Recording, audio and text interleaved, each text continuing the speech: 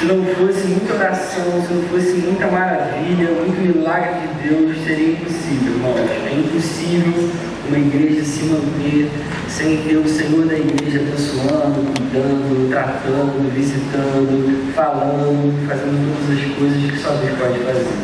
Queria ler com vocês o texto que está lá em Deuteronômio, capítulo 8. Eu tenho feito meu devocional no livro de Deuteronômio, eu estou apaixonado mais uma vez por esse texto. Deus tem falado tanto no meu coração. Queria muito compartilhar com vocês esse texto e aquilo que Deus tem colocado no meu coração. Espero que o Senhor fale agora com toda a igreja. E antes da gente ler o texto, eu queria só fazer uma oração. Queria pedir para você tentar agora aquietar um pouquinho sua vida, sua alma, seus pensamentos. Tenta agora esquecer um pouquinho das coisas lá de fora.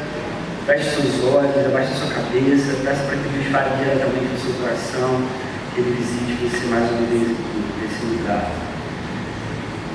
Senhor querido, muito obrigado pela Tua palavra que a gente pode ler, buscar, a gente tem certeza que é o Senhor falando diretamente no nosso coração.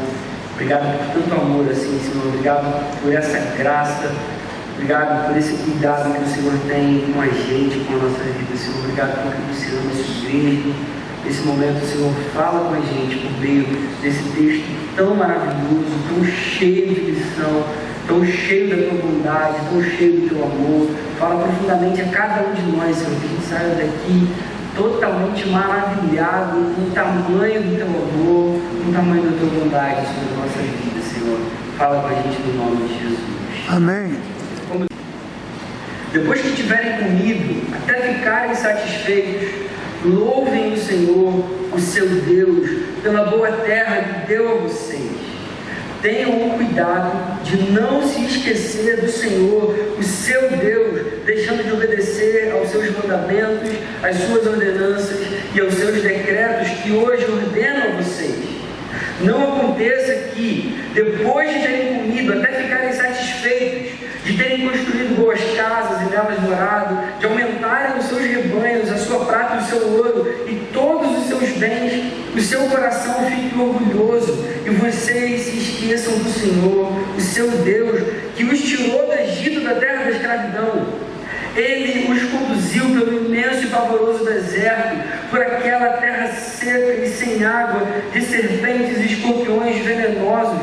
Ele tirou água da rocha para vocês e o sustentou no deserto com maná, que os seus antepassados não conheciam, para humilhá-los e prová-los, a fim de que tudo fosse bem com vocês.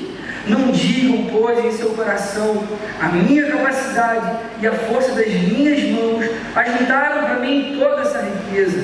Mas lembrem-se do Senhor, o seu Deus, pois é Ele que dá a vocês a capacidade de produzir riqueza, confirmando a aliança que jurou aos seus antepassados, conforme hoje se vê. Amém. Vamos entrar. Imagina, 600 anos ouvindo sobre uma promessa. Quantas gerações se passaram? 600 anos aguardando por essa promessa, sonhando com essa promessa, desejando essa promessa. Agora, irmãos, o sonho vai se cumprir, a conquista finalmente vai acontecer. Quantas coisas devem ter passado na mente deles nesse momento?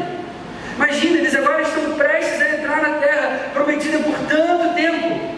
Será que a gente vai vencer mesmo? Será que a gente vai conseguir atravessar o Jordão e vai dar tudo certo? Será que a gente vai conseguir construir cidades para a gente morar? Como que deve ser o solo desse local? Será que vai ser próprio para a gente plantar coisas?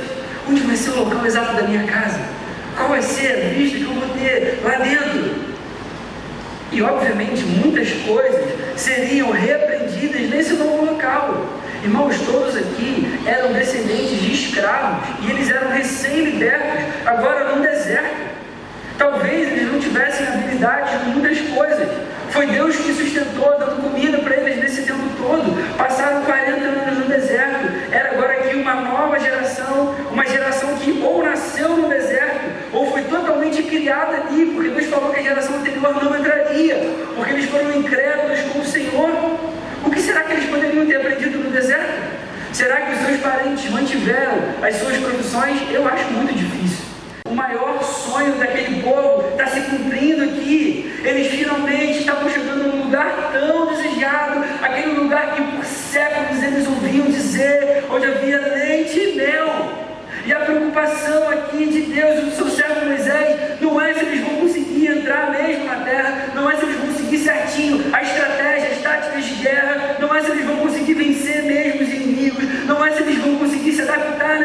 lugar, não é se eles vão conseguir desenvolver novas habilidades ali, não é nem se os terrenos vão comportar todo mundo que vai estar lá dentro, que vai entrar na terra.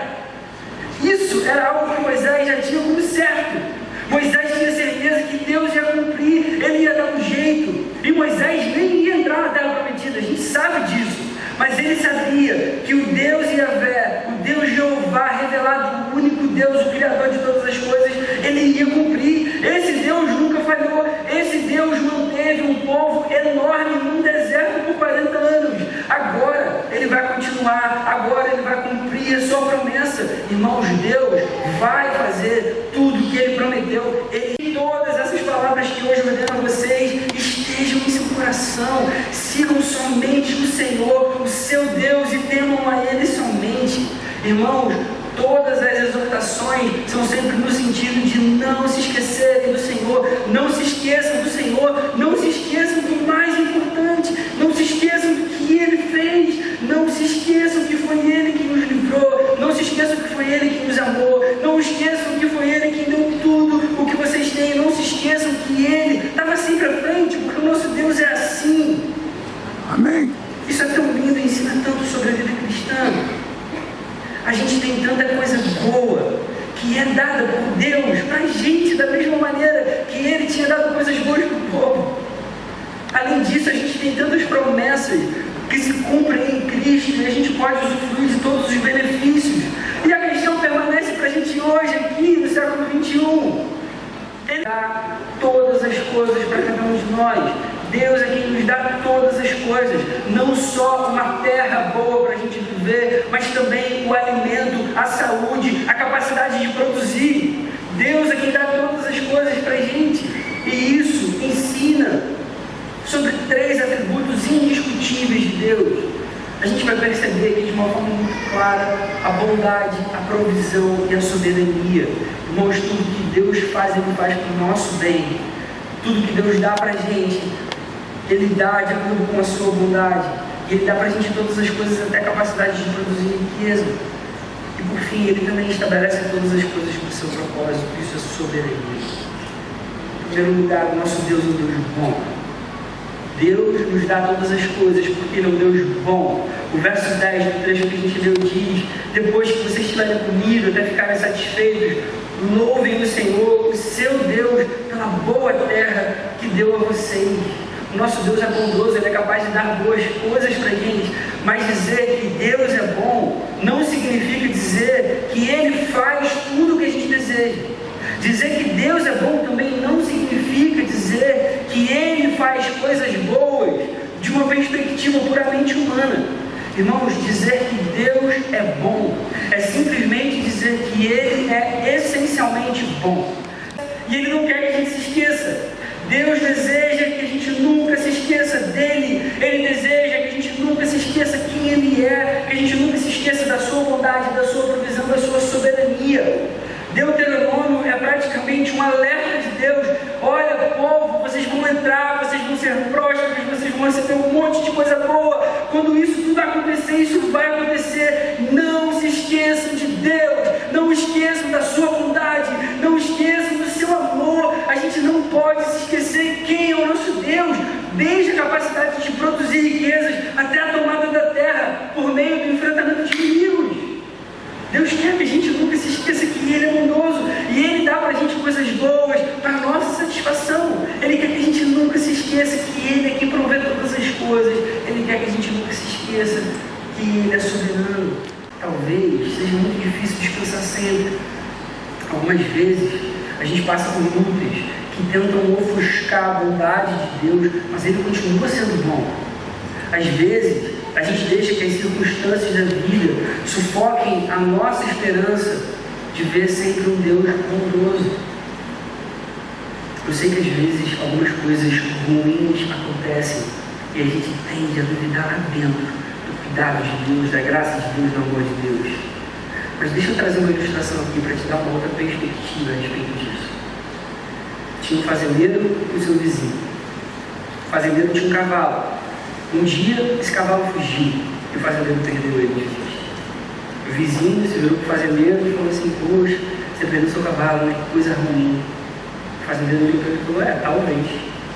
Dia seguinte, esse cavalo volta trazendo mais outros 2 cavalos. Agora o fazendeiro tem 3 cavalos. E aí o vizinho se vira para o fazendeiro e fala assim: poxa, agora tem 3 cavalos, que coisa boa. E o fazendeiro olha para ele e fala assim: talvez. Em outro momento, o filho do fazendeiro cai, quebra o braço, fica com o braço imobilizado.